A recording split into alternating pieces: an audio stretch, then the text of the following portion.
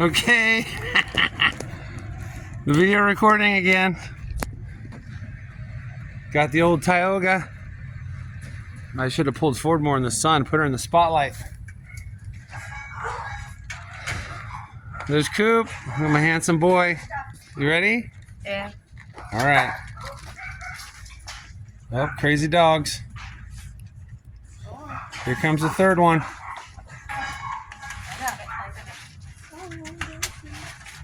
And there's Darla. Yep. Okay, what's up, kid? So you guys ready? We're ready. You got your whatever you need? Yep, I made sure they could all log in. Okay. You gonna miss your kids? Of course. Barely. No. Who's gonna grow the most? Cooper? No. Jameson. Jameson still? Cooper will be next year. Okay. Next year he'll spring up. Yeah, so this is a good look at the kids. Okay, They've grown. Their height check. Jameson's being a teenager. Well, like you can see. I know. Okay. All right, let's get in there and get situated. Okay. Get your. Okay. For the first leg of the trip, Bailey and Cooper down here. We'll go through the motorhome tour again, but we're 25 minutes late behind Dad's schedule. I had some stuff to do. Jameson's my co-pilot.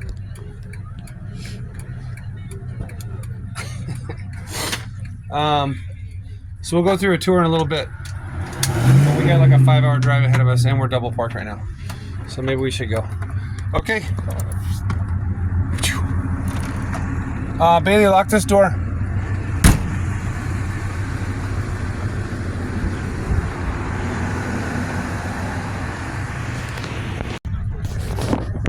Okay, we're starting the trip July 1st, 7:30 in the morning. We got 44,001 miles. What do you think, bud? We got a long road ahead of us, 6,000-mile trip. Yeah. All right.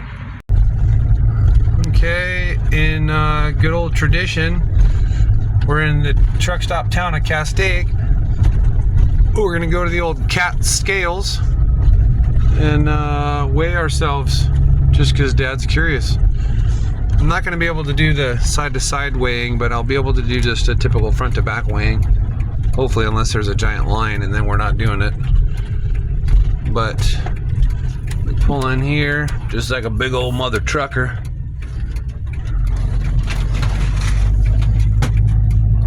Oh yeah, look at these big old truckers. Breaker, 1-9er. All right, cool. The scales are wide open. Oh, yep. Okay. So we pull up on the old cat scales.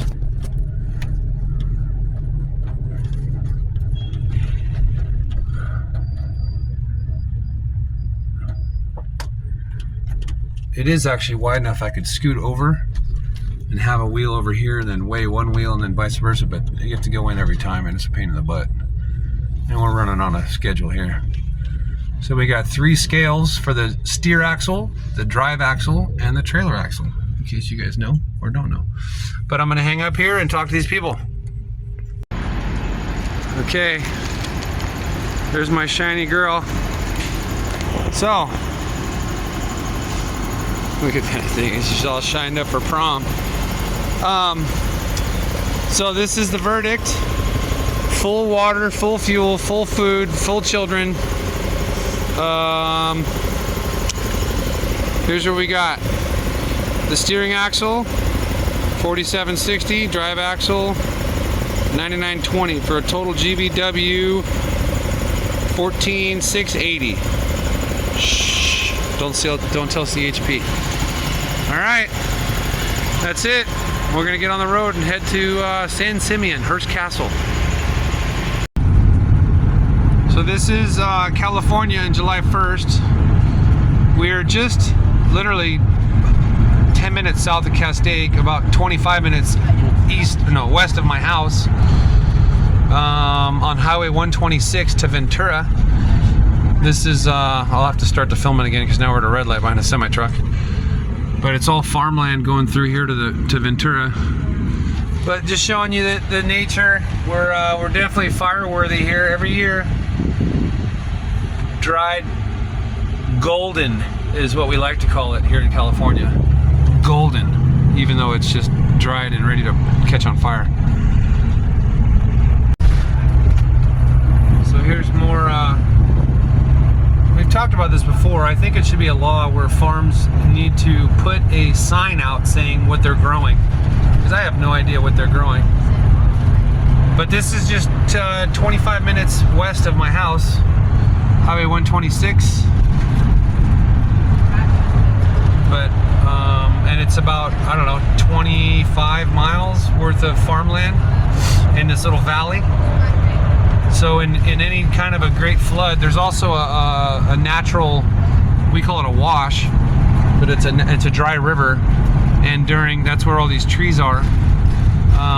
During times of the 100-year storm and stuff, water will actually flow all the way from the Antelope Valley, down the valleys and the canyons out here to Ventura, to the ocean. So they can't develop it, so they just, well, I'm sure somebody could with enough money. But it's a natural waterway. Now most of the year it's dry, but you see there's a lot of trees, so there's water, you know, down low, down in the soil, but it's not like a flowing river, except for rainy season when it goes out to the ocean. But that's what keeps this little valley so fertile and green, and then they use it for farming. So out there is Ventura. You see it's sunny here. Look at the farmland, beautiful, right? Look at this, we got trees and stuff, I don't know what. But you can see that overcast layer sitting on there like a blanket. So once we get to the ocean, it's gonna be overcast and cloudy. But it's funny, when you're in it, you just think like, oh, it's, you know, from here to outer space cloudy. But it's literally just a few hundred feet of a cloud layer.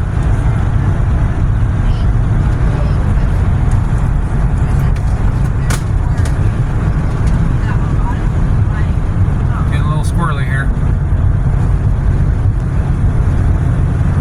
Anyways, yeah, you can see the clouds.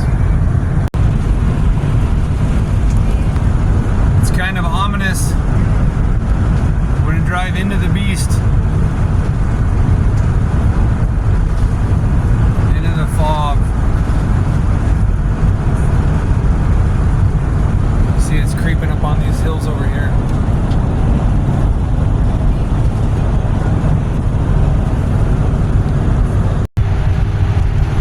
All right, we're driving through Ventura, California. And this is going to be our first glimpse of the ocean. We can't really see it here on this low bank. There's a pier. There's the ocean. There's the mighty Pacific. We're in the overcast. Not so much fog. We can still see pretty far. You see the mountains in the distance.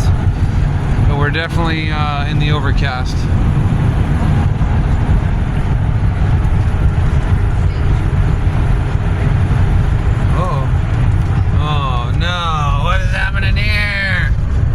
Brake lights for days, bro. Son of a gun. Alright, use caution. Sheriff ahead, what did that say? Sheeper ahead. Sweeper. Sheep dead. Jesus Christ, Dad needs new glasses. Alright, well, I'm gonna pause for a second until we get a better ocean view. Apparently they're sweeping the shoulders. Alright, we're through the thick of it. There's the ocean again. You're not going to be able to really see it, but behind this big tree grove here is where we camp a lot with our friends from work. At the old group campsite here in Ventura. Right where that power pole is with the bank of transformers on it, or capacitors, or whatever it is. Capacitors looks like, I don't know. What do I know? No, those are transformers. Can't see it here, but right down there is a group site where we go camping at the beach. And then up ahead more is another campsite where we've gone, where you park alongside the beach, like on the roadway. I'm trying to see the ocean here. Terrible view. There it is. It's all gray. Hard to tell if you can read it or see it or not. There it is.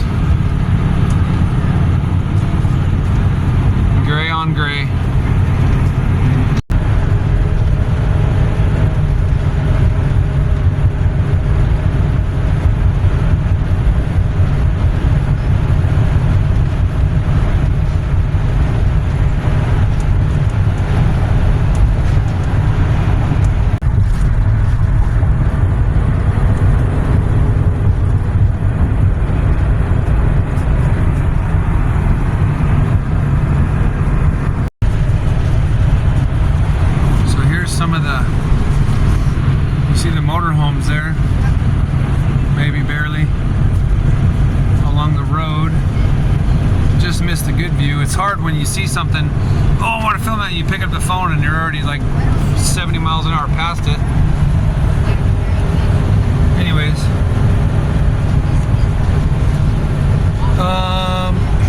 So this Highway 101 we're on now, a little history for you.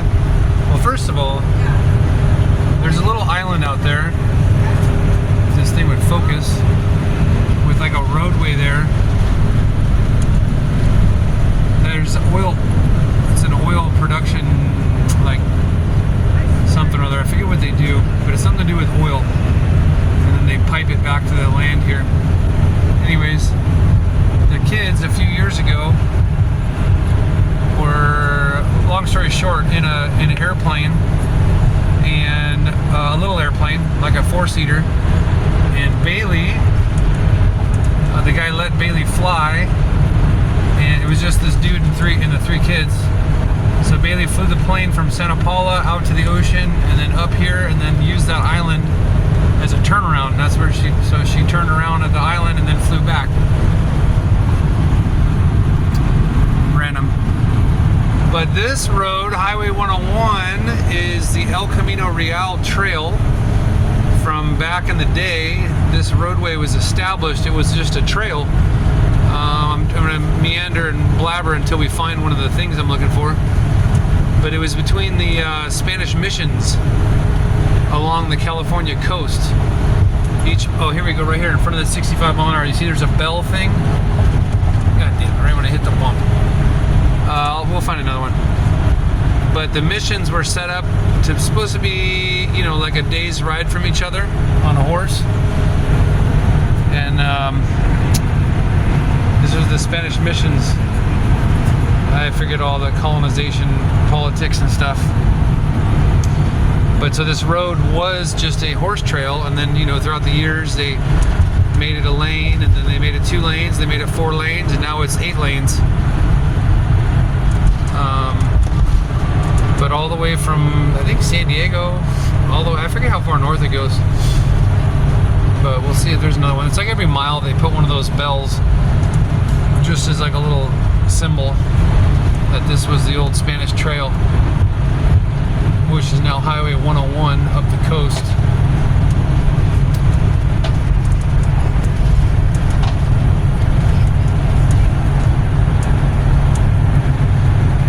Got the train alongside the freeway. It's a Surfliner. That's not the Amtrak, that's the one that goes from San Diego to Santa Barbara? I forget.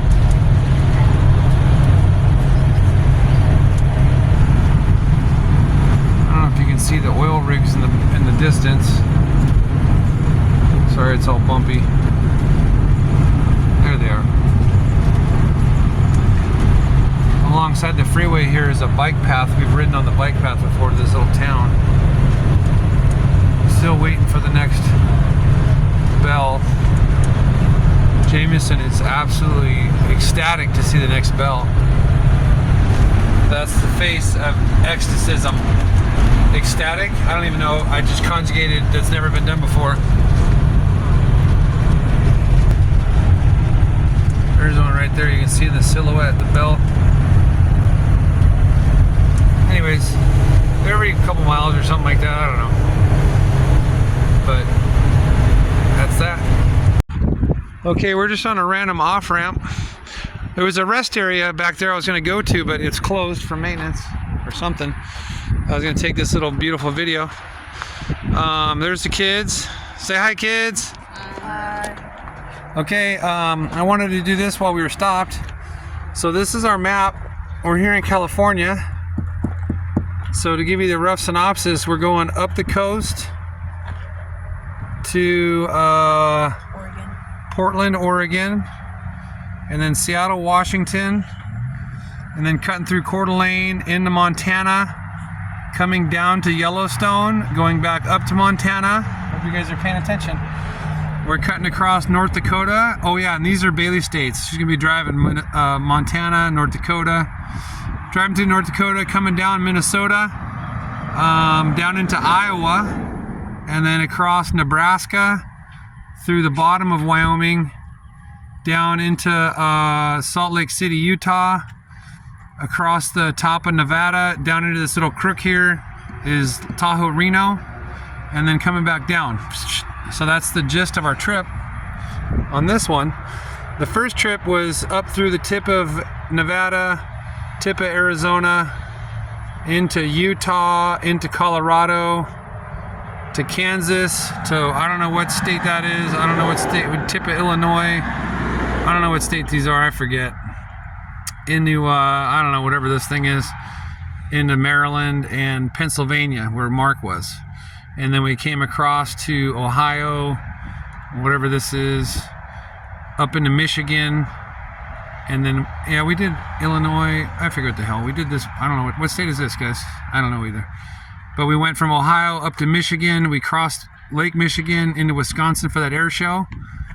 And then we went through the base of Minnesota, and then South Dakota, and then Wyoming.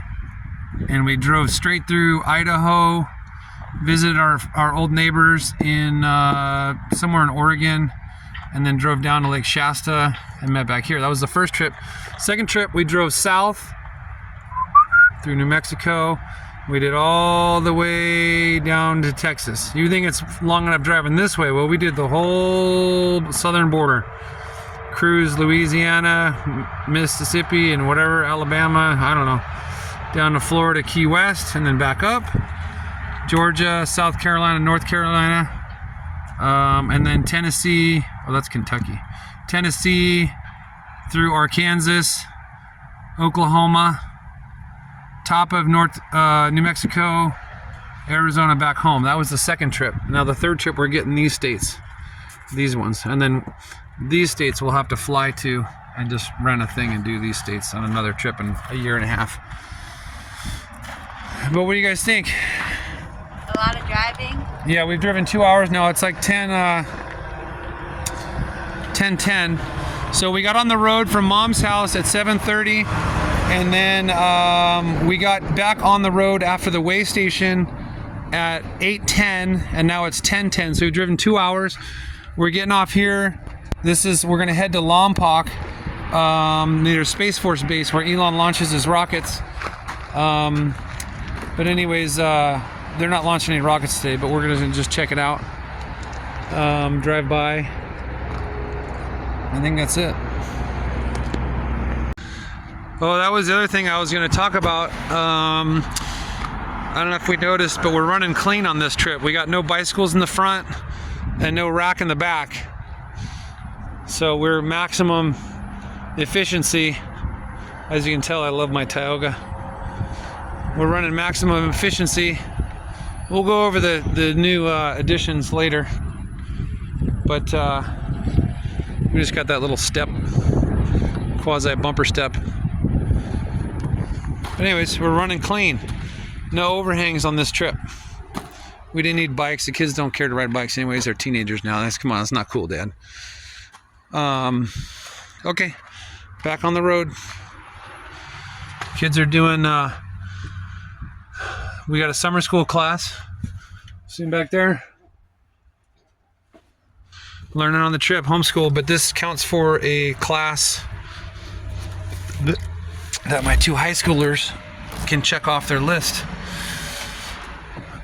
for their high school career.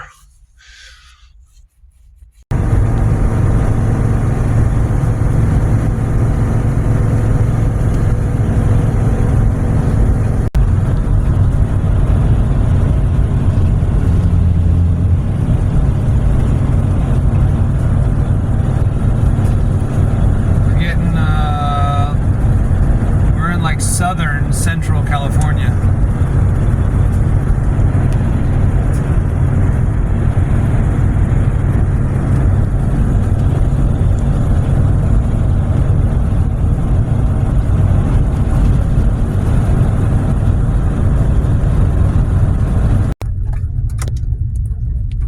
Okay, this is the entrance to the Vandenberg Space Force Base. I'm gonna stop here for a second. Vandenberg Space Force Base. This is where It's a was the Air Force Base, but now it's Space Force Base. And then the Elon launches his stuff from here with military rockets and everything. We've come here once before with Grandpa, and we watched one of the rockets launch right over this hill. Right over this hill, there's a launch pad, and then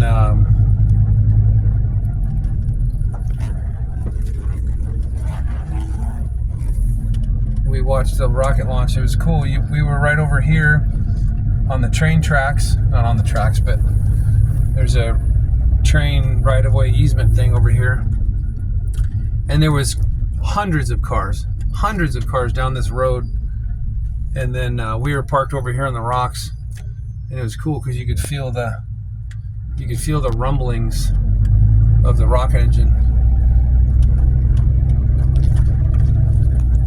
This is where we were parked. Got these other kids doing their learning. We got Jam Master J learning.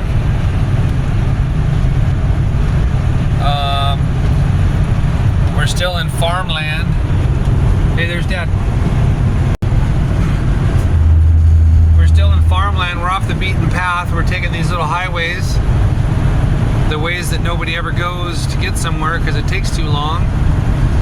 We stopped at Vandenberg Air Force Base. The last videos you saw, that was the south entrance to the launch pads.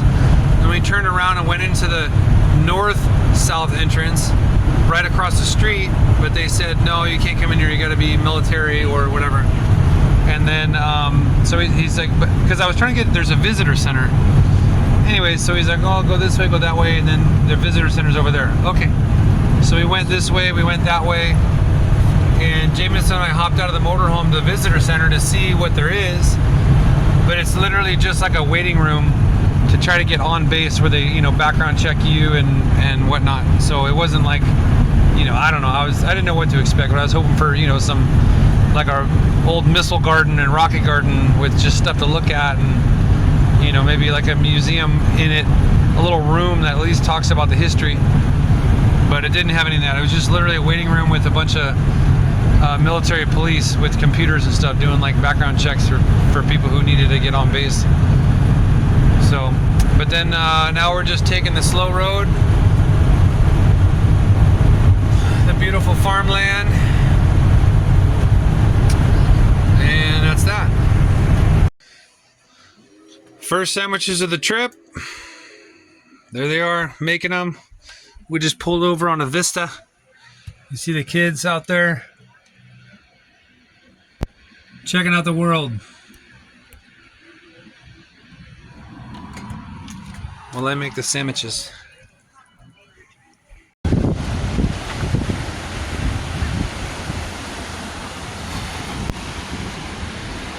You got a little romantic date over here. I love it. It's a good spot. So we're in San Simeon, just below Hearst Castle. I don't know if you can see, yeah, it's still like a few miles up the road. But I figured, why eat lunch in a parking lot? Let's eat it here in this little turnout vista. The kids are entertaining the squirrels.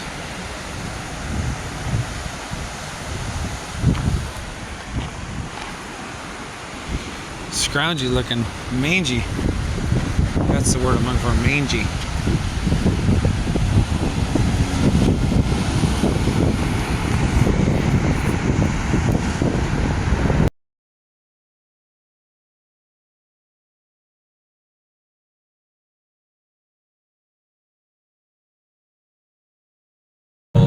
Casa Grande, which means big house in Spanish, now commonly referred to as the castle. People, the first one being William Randolph Hearst, our country's first mass media mogul, 28 newspapers, 14 magazines, 5 radio stations, a movie production company called Cosmopolitan Pictures, later absorbed by MGM, think Louis B. Mayer. He was into cartoons, comic strips. He had one of the first TV stations in the United States. Okay, This guy today, what would we call him? An influencer, right? Just like Zuckerberg, Murdoch, Bezos, all those guys. The only difference being the media platform is different. That is the only difference. This guy teams up with another historical notable figure, Julia Morgan, California's first licensed female architect, first woman to receive her certificate of architecture from the Beaux-Arts school in Paris, France. She's breaking a lot of ceilings, glass ceilings. Those two will work on this place for 28 years and never finish for a myriad of reasons, which we'll cover during the tour. And I know what they're thinking. They're thinking. Now, 28 years and never finished. All right. William Randolph Hearst expressed to her that the most important thing, above all else up here, and trust me, we're at 1,600 feet, so he's got every reason to say this, is that it's all about the view. Are you guys ready to get a gander at Mr. Hearst's front yard? Outstanding. I like the enthusiasm. You know what? Go up either side of this.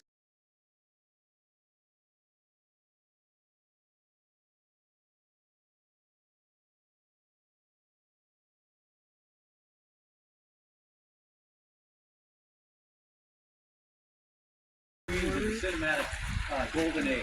A very good description. Now, my friends, this pool wasn't even supposed to be here. Not at all.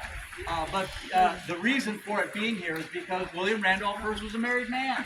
Yeah, he got married in 1903 to a young vaudeville dancer named Millicent Veronica Wilson. And between 1904 and 1915, he would down the street. Like, oh, huh.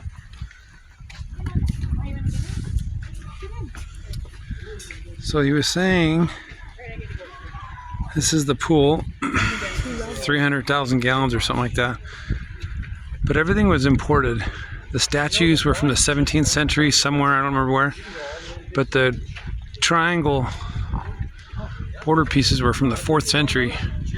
Somewhere Rome or Europe or something, I don't know what he said. 4th century. Crazy.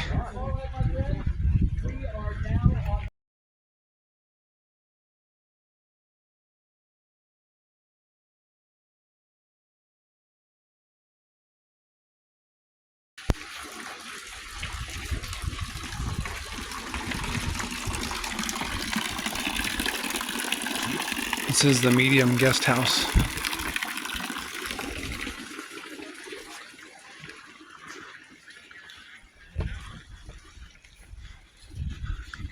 Cooper, how many square miles did they say that the guy owned? 400.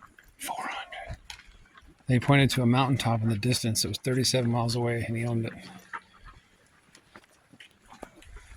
400 square miles.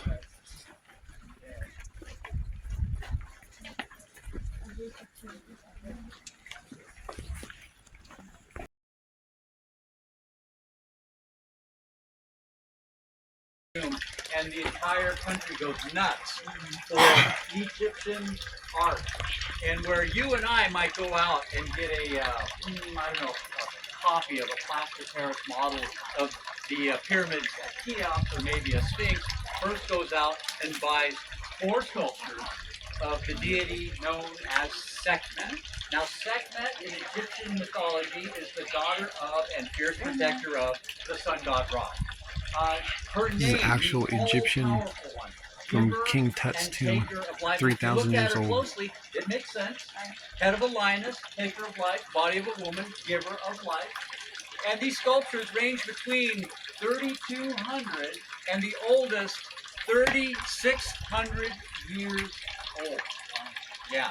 If you're wondering what kind of crazy people put antiquities like this out in the elements, fortunately, she's composed of a granitic element known as diorite. So strong that after all these centuries, you can still see the whiskers on her face and the lines in her mane. Okay? So guys, look at this. 3,600 years old. 3,600. I don't know. I need you guys to wrap your brain around that. Like he said, normally we would just go to a gift shop and buy like a trinket. No, he bought the whole thing. Hey, I want these shipped back here. It's an insane amount of money.